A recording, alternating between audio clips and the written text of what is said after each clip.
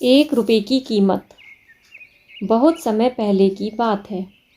मनोज नाम का एक लड़का था। वह बहुत आलसी स्वभाव का था।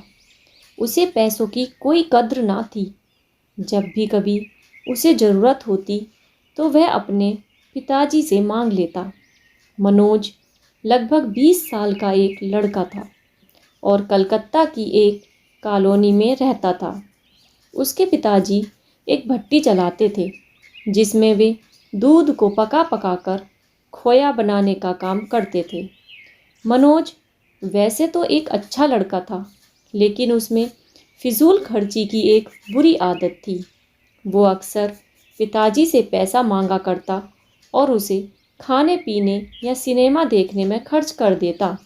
एक दिन पिताजी ने मनोज को बुलाया और बोले, देखो बेटा, अब तुम बड़े हो गए हो और तुम्हें अपनी जिम्मेदारियां समझनी चाहिए। जो आए दिन तुम मुझसे पैसे मांगते रहते हो और इधर उधर उड़ाते हो, ये अच्छी बात नहीं है। क्या पिताजी, कौन सा मैं आपसे 1000 रुपये ले लेता हूँ। चंद पैसों के लिए आप मुझे इतना बड़ा लेक्चर दे रहे हैं। इतने से पैसे तो मैं जब चाहूँ आपको लौटा सकता हूँ। मनोज ने नाराज होते हुए बोला। मनोज की बात सुनकर पिताजी क्रोधित हो गए, पर वो समझ चुके थे कि डांटने फटकारने से कोई बात नहीं बनेगी। इसलिए उन्होंने कहा, ये तो बहुत अच्छी बात है। ऐसा करो कि तुम मुझे ज़्यादा नहीं, बस 1 रुपये रोज़ लाकर दे दिया करो। मनोज मुस्कुराया और खुद को जीता हुआ महसूस कर वहाँ से चला गया। अगले दिन मनोज जब शाम को पिताजी के पास पहुँचा तो वे उसे देखते ही बोले, बेटा, लाओ मेरे 1 रुपये। उनकी बात सुनकर मनोज जरा घबराया और जल्दी से अपनी दादी माँ से 1 रुपये लेकर लौटा। लीजिए पिताजी, ले आया मैं आपके 1 रुपये। और ऐसा कहते हुए उसने सिक्का पिताजी के हाथ में थमा दिया।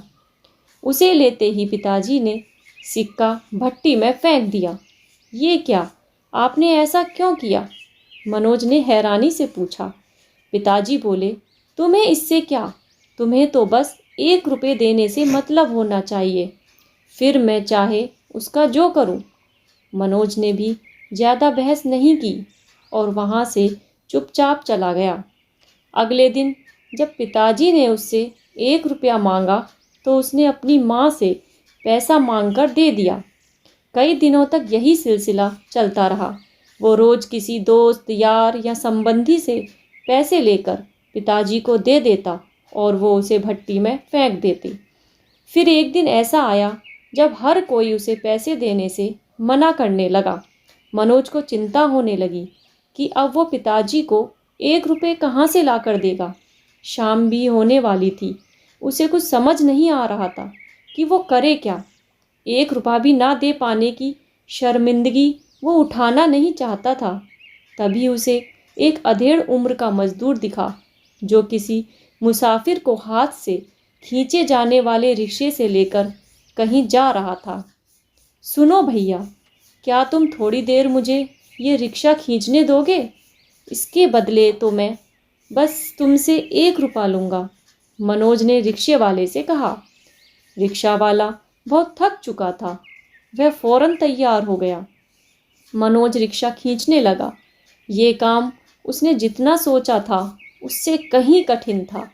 थोड़ी दूर जाने में ही उसकी हथेलियों में छाले पड़ गए, पैर भी दुखने लगे।